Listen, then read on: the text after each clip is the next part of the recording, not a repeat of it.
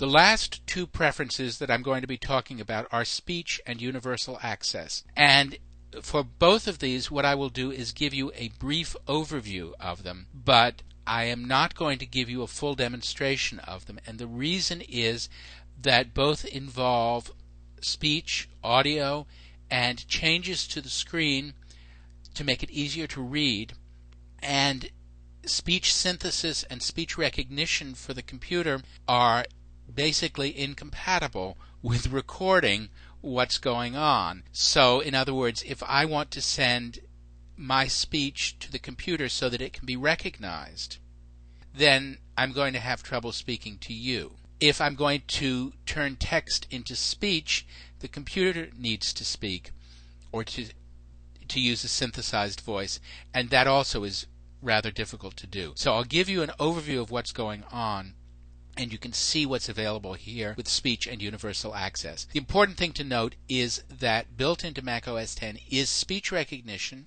You can speak to your computer and give it commands. You can, for example, listen for certain types of commands, let's say global speakable items. You can speak, what time is it, what is the time, tell me the time, and Mac OS X is very good at recognizing speech.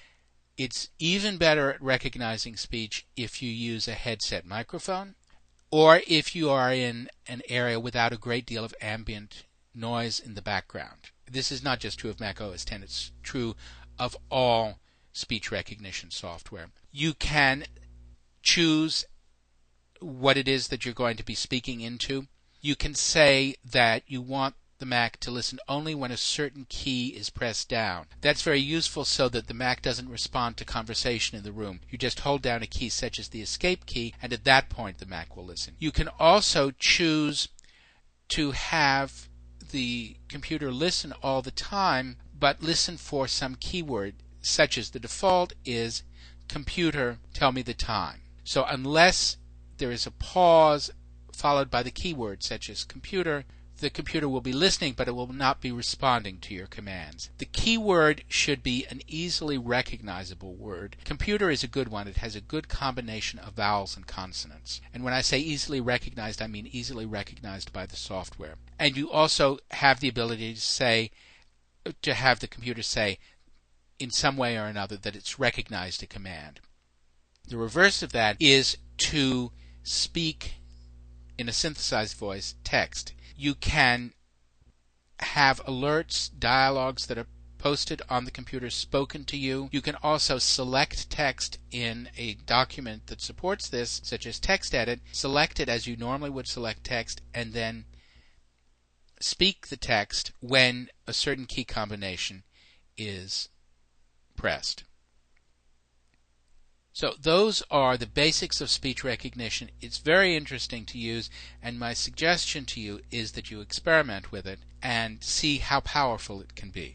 As with speech, universal access is relatively difficult to demonstrate with the video. So I'll give you again an overview of what's going on. You can see that what universal access does is provides some features that help you if you have trouble using the computer for various reasons. If you have trouble seeing, you can choose to zoom in. This is other than using the trackpad to zoom. Consistently zoom in with key combinations that you can change. You can have VoiceOver give you spoken instructions. You can change the display that you will lose the color, but it may be easier to read, and you may be able to use assistive devices. Those are the basic visual assistance tools. Then you have assistance with hearing.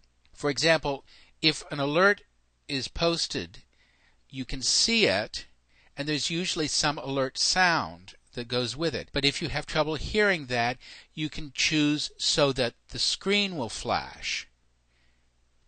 There are also assistance tools with the keyboard.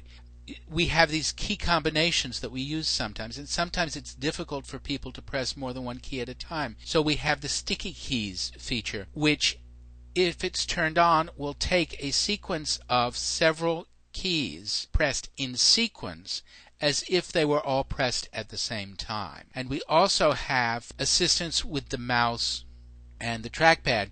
So, for example, the most basic assistance is that you can use the keyboard instead of the mouse.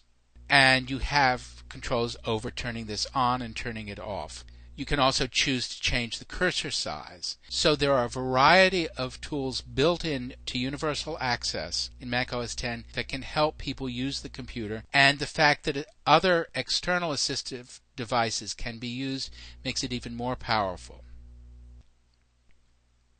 And with that, we're at the end of the system preferences that I'm going to talk about in this section. As I mentioned, the networking and security preferences we'll talk about elsewhere in the tutorial.